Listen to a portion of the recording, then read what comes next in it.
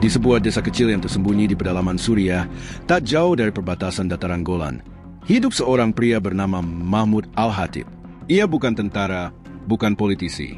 Dulu ia seorang insinyur kedirgantaraan, namun perang telah merenggut pekerjaannya, rumahnya, bahkan anak dan istrinya. Setiap malam, ia duduk di atas bukit, memandangi langit ke arah selatan, arah Tel Aviv, tempat ia percaya semua penderitaan rakyatnya bermula. Namun ia tidak memilih dendam bersenjata. Ia memilih sesuatu yang lebih tak terduga. Layangan. Kalau langit mereka terus mengirimkan pesawat dan rudal ke tanah kami, maka biarlah langit mereka sekarang melihat apa yang bisa dilakukan langit kami. Suara Mahmud menggema di antara pemuda-pemuda desa yang berkumpul di bawah pohon zaitun. Mereka adalah korban perang, anak-anak yatim, ibu-ibu janda, dan para pemuda yang kehilangan pekerjaan. Tapi malam itu, mereka memiliki harapan yang sama, membalas tanpa darah. Maka dimulailah proyek rahasia bernama Sayap Api Keadilan. Mahmud mengajarkan warga membuat layangan besar dari bambu ringan dan kertas minyak berwarna-warni seperti karya seni. Tapi setiap layangan memiliki satu ciri khas, tabung kecil di ekornya yang akan menyala setelah melewati perbatasan. Mereka menggunakan bahan-bahan sederhana, minyak tanah, kaleng bekas, sumbut dari kain, dan alat pemicu waktu dari jam rusak. Tak ada senjata, tak ada peluru, hanya kreativitas, keberanian, dan pesan dari langit. Malam peluncuran pun tiba. Langit Suriah malam itu gelap gulita, hanya diterangi cahaya bintang dan suara angin gurun. Tapi di tanah, desa kecil itu ramai. Warga dari desa-desa tetangga berkumpul diam-diam. Mereka membantu, menyemangati, dan mendoakan. Demi anak-anak yang telah tiada, demi pohon zaitun yang dibakar, demi rumah yang hancur, biarlah langit bicara, ucap seorang nenek sambil mencium layangan buatan cucunya. Jam 23.59. Angin bertiup dari utara ke selatan. Saat yang ditunggu tiba, satu persatu, layangan-layangan raksasa mulai terbang. Awalnya hanya belasan, lalu puluhan, ratusan, hingga akhirnya 2.000 layangan api mengudara bersamaan, membentuk pemandangan tak terlupakan. Langit Suriah bersinar merah keemasan, seperti parade cahaya keadilan. Dari jauh, seolah layangan-layangan itu menangis dalam nyala api kecilnya. Beberapa anak kecil berteriak kegirangan, tidak sadar bahwa ini adalah momen bersejarah. Tapi di mata para orang tua, mereka tahu, ini bukan sekadar layangan. Ini adalah doa yang diterbangkan ke langit musuh. Dan angin tak berhenti bertiup ke selatan. Di kejauhan, bayang-bayang kota besar yang terang benderang mulai tampak dari atas perbukitan. Itulah Tel Aviv, yang tak tahu bahwa malam itu, langit akan menurunkan sesuatu yang tak bisa mereka halau. Dan itulah awalnya, dari sebuah desa kecil, dari bambu dan kertas, langit mulai membalas. Jam menunjukkan pukul 1.23 dini hari. Di ruang kendali pertahanan udara Israel di pinggiran Tel Aviv, layar radar mulai menampilkan anomali. Ratusan titik kecil bergerak perlahan dari arah timur laut. Mereka tampak tidak berbahaya, kecepatan lambat, dan ketinggian rendah. Para operator mengira itu hanya gangguan radar akibat pasir gurun.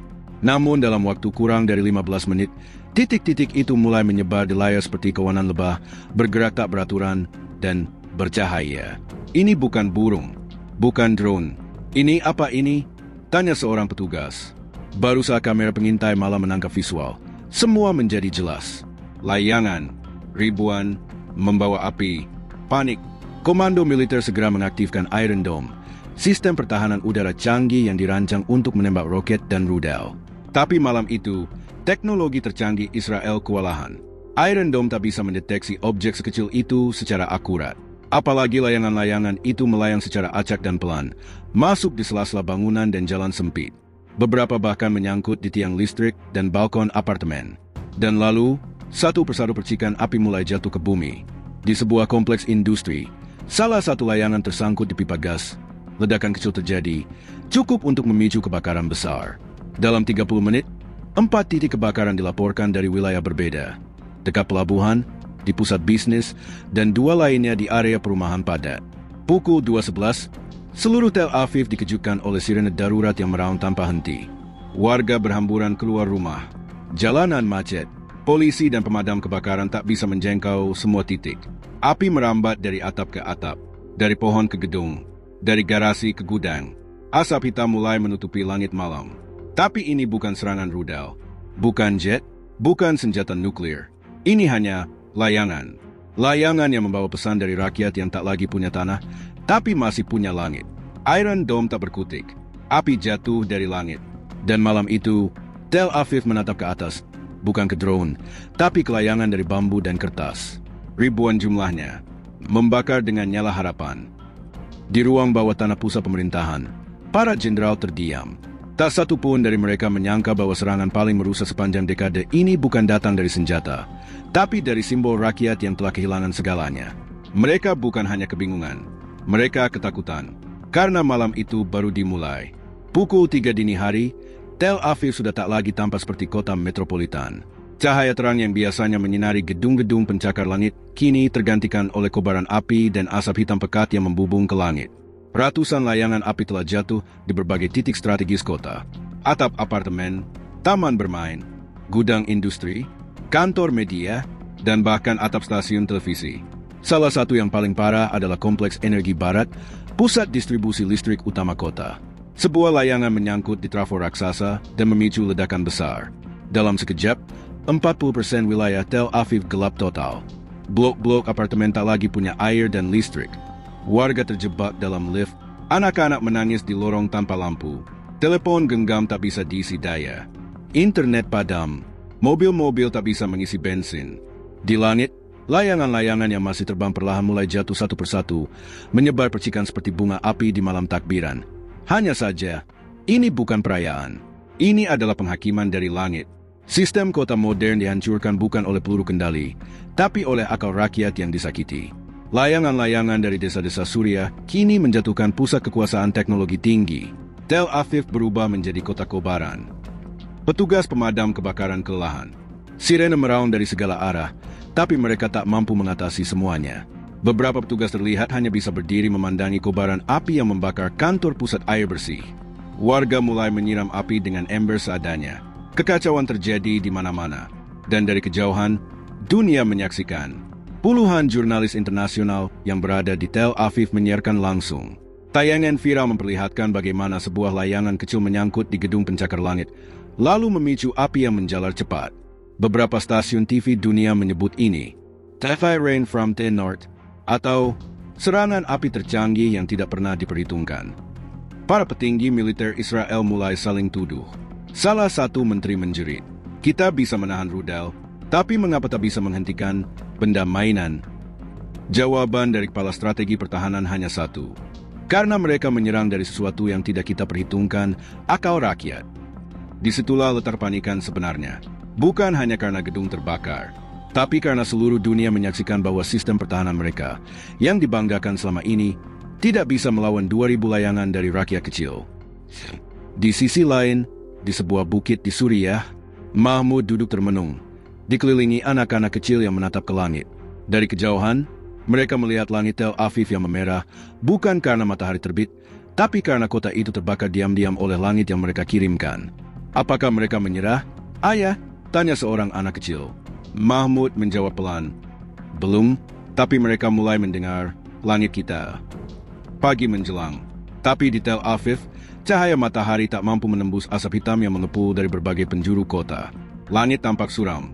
Kota metropolitan itu kini seperti kota mati, lumpuh, sunyi, penuh puing dan api yang belum padam. Rakyat Israel bangun dalam kepanikan. Ribuan keluarga dievakuasi. Sekolah dan perkantoran ditutup. Pasokan listrik dan air tersendat. Bandara Ben Gurion menghentikan semua penerbangan karena asap tebal menutupi langit. Sementara itu, Iron Dome justru mulai bermasalah. Sensor-sensor utama mengalami gangguan panas dan korsleting akibat sambaran api dari layangan-layangan malam sebelumnya. Sistem pertahanan yang selama ini disebut tak tertembus, menyerah bukan oleh rudal, tapi oleh api kecil dari langit. Apa jadinya ketika langit yang selama ini jadi jalan mereka menurunkan kehancuran, kini justru membalas? Bukan dengan rudal, bukan dengan drone, tapi dengan layangan-layangan pembawa pesan luka. Militer Israel akhirnya mengerahkan jet tempur dan helikopter serbu untuk menyapu udara dan mencari sisa-sisa layangan api. Tapi hasilnya, kacau total. Beberapa jet mengalami masalah ketika baling-balingnya tersangkut serpihan layangan yang terbakar. 2 helikopter mengalami kerusakan ringan dan terpaksa mendarat darurat di selatan kota. Pilot-pilot pun mulai melaporkan hal yang sama. "Langit tidak bersahabat, kami seperti terbang di lautan duri api." Kabar ini mengejutkan dunia. Negara yang digadang sebagai kekuatan militer tak terkalahkan, kini tak mampu mengusir layangan-layangan buatan tangan rakyat desa. Siaran media dari Eropa dan Asia mulai meliput besar-besaran. Kota modern dihancurkan oleh kreativitas perlawanan. 2.000 layangan mengguncang militer terkuat Timur Tengah. Api dari langit membuka jalan damai. Negara-negara besar mulai memberikan tekanan diplomatik kepada Israel untuk menghentikan semua operasi militer di Gaza, tepi barat, dan perbatasan Lebanon. Dewan Keamanan PBB mengadakan sidang darurat. Para pengamat militer internasional menyebut peristiwa ini sebagai simbol kekalahan keangkuhan militer di hadapan perlawanan rakyat sederhana. Mahmud menerima siaran radio dengan sinyal lemah. Ia mendengar kabar bahwa pemerintah Israel sedang rapat darurat tingkat tinggi. Rakyat mulai menekan mereka agar mengakhiri konflik. Di sekeliling Mahmud, warga desa berlutut, bukan dalam kemenangan, tapi dalam doa. Bukan karena kami kuat, kata Mahmud sambil menatap langit, tapi karena langit tahu siapa yang benar-benar menderita. Malam itu, langit Suriah kembali tenang. Tidak ada layangan baru, tidak ada ledakan, karena mereka sudah cukup bicara. Dan kini, giliran dunia yang mendengar. Hari ketiga pasca serangan layangan api, Tel Aviv masih terbakar dalam banyak arti. Walau api fisik mulai padam, kekacauan, ketakutan, dan tekanan politik justru semakin membesar. Pusat kota hancur sebagian. Gedung-gedung terbakar dari dalam. Jalanan penuh puing. Warga hidup dalam gelap dan haus karena suplai air terganggu. Kepercayaan publik runtuh. Di media sosial, warga Israel mulai mempertanyakan, bagaimana bisa negara sekuat ini kalah oleh bambu dan kertas? Untuk apa teknologi miliaran dolar jika tak bisa menghentikan layangan? Di balik kekacauan itu, rakyat kecil Palestina dan Suriah justru mendapat sorotan dunia. Foto-foto anak-anak menggambar layangan di dinding pengungsian viral di internet dengan caption, "Layangan bukan mainan, tapi suara kami ke dunia." Akhirnya, pada hari keempat, pemerintah Israel menggelar konferensi pers darurat. Dengan wajah lelah dan suara berat, Perdana Menteri menyatakan, "Kami menghentikan semua operasi militer aktif di Gaza dan Suriah. Jalur kemanusiaan dibuka, dan kami mengundang perundingan damai. Tak ada tepuk tangan, hanya keheningan. Bagi banyak orang, ini bukan kemenangan militer, tapi kemenangan simbolis dari rakyat tertindas yang memilih langit bukan senjata untuk menyuarakan penderitaan mereka." Di seluruh penjuru dunia, solidaritas bermunculan. Sekolah-sekolah di Eropa membuat proyek layangan perdamaian. Rakyat Amerika turun ke jalan dengan poster bertuliskan, "Send kites, not bombs." Di Indonesia, ribuan orang menerbangkan layangan sebagai bentuk doa untuk Palestina dan Suriah. Dan bahkan di Tel Aviv sendiri, anak-anak yang sebelumnya takut kini menerbangkan layangan putih polos di atap rumah, sebagai permintaan maaf kepada langit yang telah mereka abaikan. Di bukit tempat semuanya bermula, Mahmud berdiri bersama warga desa. Mereka menatap langit yang kini bersih. Tak ada asap, tak ada layangan, hanya angin gurun yang tenang. Mahmud menatap ke arah selatan dan berbisik, "Kami tidak membakar untuk membalas, kami membakar agar dunia melihat." Dan sekarang, mereka melihat. Seorang anak kecil menarik bajunya, sambil membawa layangan kecil berwarna putih. "Ini untuk hari besok, ayah, untuk perdamaian, ya?" Mahmud tersenyum. "Iya, nak. Sekarang, kita terbangkan layangan tanpa api." Ketika peluru tak mampu mengubah dunia, maka langit pun bicara dengan cara lain.